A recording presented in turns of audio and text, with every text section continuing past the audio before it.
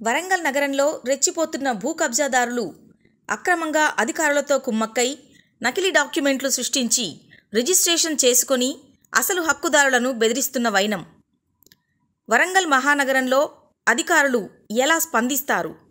న్యాయం వైపా, అన్యాయం వైపా? వరంగల్ నగరంలోని వడ్డేపల్లి శివారు ప్రాంతంలో కోట్ల విలువ చేసే 24 గుంటల ఖాళీ స్థలంపై కొందరు రియల్టర్లు కన్నేసి నకిలీ డాక్యుమెంట్లు తయారు చేసి రిజిస్ట్రేషన్ చేయించుకున్నారు. తద్వారా పట్టాదారు పాసు పుస్తకం కూడా సంపాదించారు. ఆ తర్వాత ఇంకేముంది, ఆ స్థలాన్ని చదును చేసి నిర్మాణాలు కూడా చేపట్టారు. దీంతో అసలు యజమానులు అడ్డుకొని వారి వద్ద ఉన్న రిజిస్ట్రేషన్ పత్రాలను చూపించడమే కాకుండా తమకు న్యాయం చేయాలంటూ పోలీసు మరియు రెవెన్యూ అధికారులను ఆశ్రయించారు. మరి ఈ సమస్యను అధికారులు ఏ విధంగా పరిష్కరిస్తారో వేచి చూడాలి.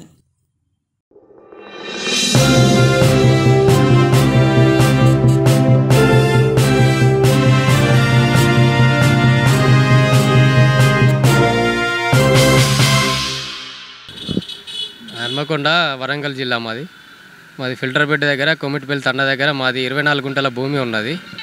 దాన్ని కొందరు వ్యక్తులు కబ్జా చేశారు. కబ్జా చేసి దాన్ని మాది అని దబాయిస్తూ మమ్మల్ని సైట్ మీద రాకుండా మమ్మల్ని బెదిరిస్తున్నారు. మమ్మల్ని కొడతా చంపేస్తా అంటున్నారు. సైట్ మీదకి రానివ్వట్లేదు మమ్మల్ని. వాళ్ళు కొందరు వ్యక్తులు వచ్చేసి షపత్ అనే ఒక క్యాండిడేట్ ఉన్నాడు. అక్కడ సైట్ మీద పోతే ఆయన వచ్చి మమ్మల్ని అటాక్ చేయడానికి ప్రయత్నిస్తాడు. ఒక క్యాండిడేట్ మా తరఫున మేము 9 మంది ఉన్నాం. అందులో దాంట్లో ఒక వెంకన్న అనే క్యాండిడేట్ మీదకి చేయి చేసుకోవడానికి పోతే మేము అందరం పోయి అడ్డుకొని ఆయన రక్షించి మేము పక్కకు జరగడం జరిగింది. అప్పుడు మళ్ళీ వెళ్ళి ఎంబటే పోలీస్ స్టేషన్లో ఎఫ్ఐఆర్ ఫైల్ అయింది. వాళ్ళ మీద ఇప్పటికీ 4-5 ఎఫ్ఐఆర్లు అయినాయి. అయినా వాళ్ళ మీద ఎలాంటి యాక్షన్ రావట్లేదు. ఇది మా పరిస్థితి అండి. మా పేరు వచ్చేసి మొత్తం మేము 9 మంది క్యాండిడేట్స్ ఉన్నాం. వల్ల నా పేరు వెంకన్న, సారి పేరు చారి సారు. నా పేరు సదానందచారి. మా అత్తగారి ప్లాటు వాళ్ళు కూలి పని చేసుకొని జీవనోపాధి కల్పించేవాళ్ళు. అప్పుడు రూపాయి చూడేసి వాళ్ళు ఆ ప్లాట్ కొనుక్కున్నారు. తర్వాత వీళ్ళు వచ్చేసి సఫీదు, షఫాతు, హకీము ఇలా కొంతమంది ఒక 5-6 కలిసి మా ప్లాట్ కబ్జా చేసుకున్నారు. ఒకరోజు మేము పోతే మా బామ్మర్దిని కొట్టిండ్రు.